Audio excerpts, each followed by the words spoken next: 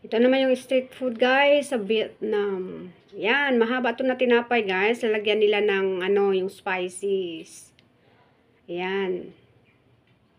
Daming klase guys. Yan. Yan.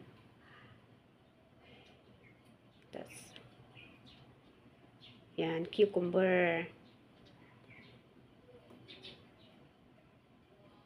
Parsley.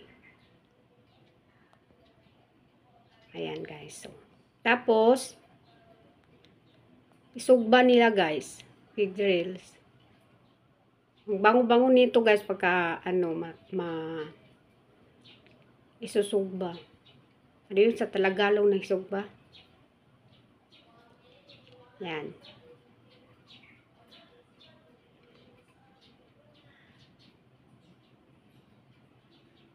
Yan guys. Masarap to pag ano, bagong luto siya kakainin kasi mainit.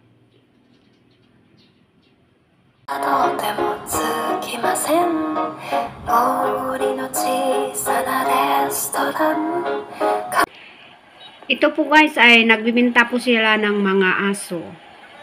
Normal na po dito sa Vietnam guys ang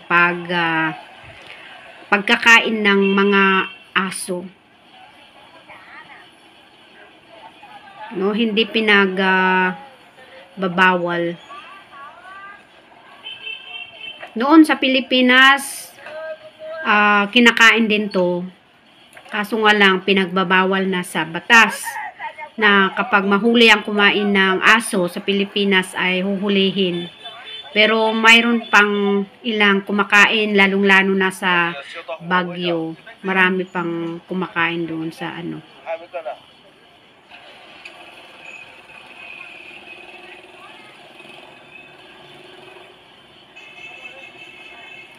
Ito guys, oh, ang tataba ng mga aso. Ano,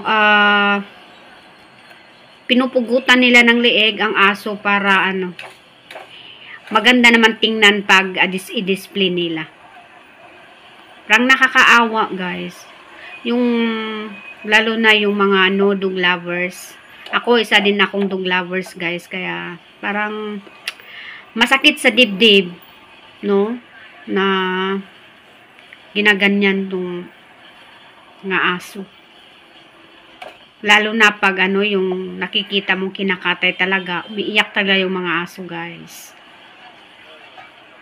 No, grabe itong mga to. No? Pero, sa bagay, sa Vietnam naman kasi ano normal lang sa kanila yung kakain ng mga aso. Pero hindi naman karamihan sa Vietnam na ano kumakain ng aso. Madami ding nagmamahal ng aso doon. Yan. Ito yung ano nila. Ayan.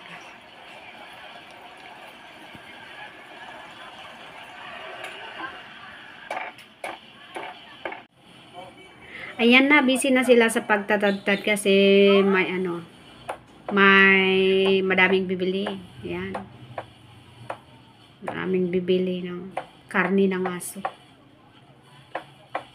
Sa totoo lang guys, hindi naman maganda yung aso kasi sa katawan kasi yung aso mainit kaya yung nakakataas ng dugo kasi red meat. Yan. Grabe.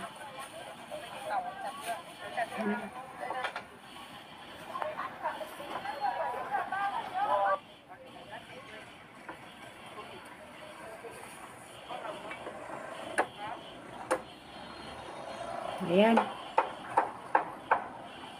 Đây có phải thịt chó không các bạn? Cuối tháng nên là thịt chó rất là đông khách các bạn. Ayan guys.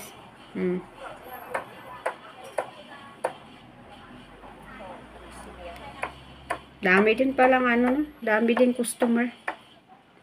Ayan. Dami nakabalot-balot.